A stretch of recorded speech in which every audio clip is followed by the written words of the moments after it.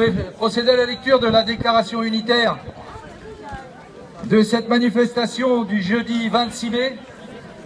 Chers camarades, cela fait maintenant plus de 2 mois que nous avons entamé nos actions de grève, de rassemblement, de manifestation, d'initiative, de débat avec les salariés pour exiger le retrait du projet de loi travail.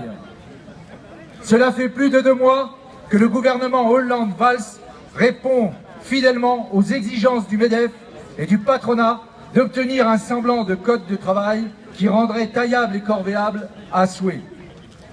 Des décennies de lutte pour garantir des droits collectifs du salarié contre la loi du plus fort.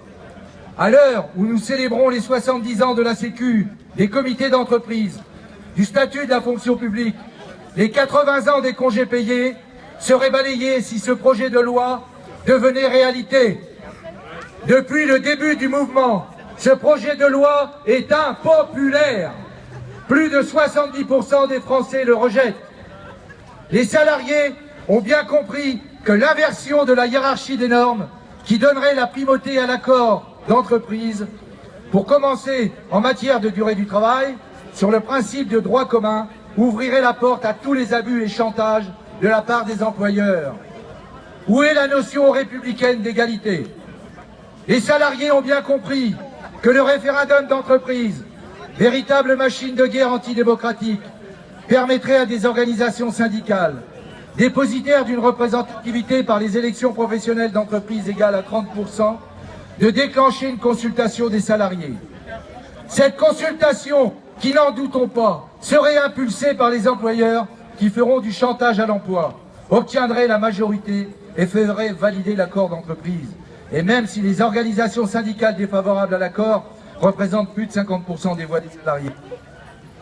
Quant au licenciement économique, déjà très facilité par les lois actuelles, les patrons pourraient s'appuyer sur des accords offensifs qui permettraient, même si l'entreprise va bien, de licencier, notamment individuellement, les récalcitrants par exemple.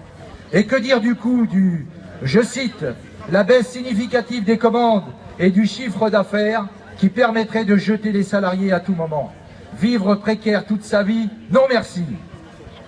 Droit dans leurs bottes comme un certain Premier ministre en 1995, Juppé pour le nommer. Hollande et Valls, ne réussissant même pas à convaincre les députés de leur majorité, ont une nouvelle fois dégainé le 49-3. Après le mauvais coup du travail du dimanche, entre autres de la loi Macron, également adoptée via le 49-3, c'est au tour de la loi travail d'être frappé de déni de démocratie. Brutaux, arrogants, irresponsables, les Valls, Hollande et Gattaz, soutenus par les 2 députés de la majorité présidentielle de l'Orne, Pueyo et Goasdoué, parient sur un essoufflement des luttes. C'est perdu. En démarrant la manif départementale ornaise depuis la gare, nous symbolisons notre solidarité avec les professions qui ont accentué la riposte. Les cheminots, les routiers, les salariés du pétrole, les dockers, et n'en doutons pas, d'autres professions comme la RATP à partir du 2 juin, sont les fers de lance de notre juste combat pour des droits dignes d'un 21e siècle. Nous voulons de la justice sociale.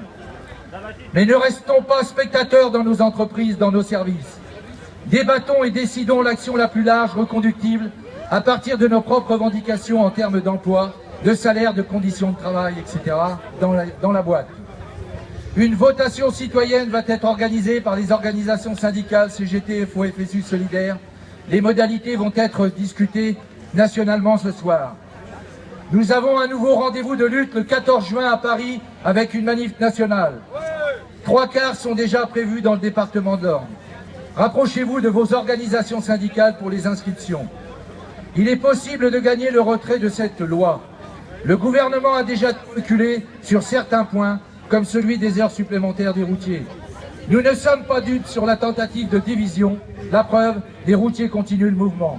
Nous devons l'amplifier par des décisions de débrayage fort dans les entreprises pour taper aux porte-monnaies des patrons. Face aux provocations gouvernementales et patronales, les salariés rassemblés, unis, font la démonstration que la lutte permet l'espoir.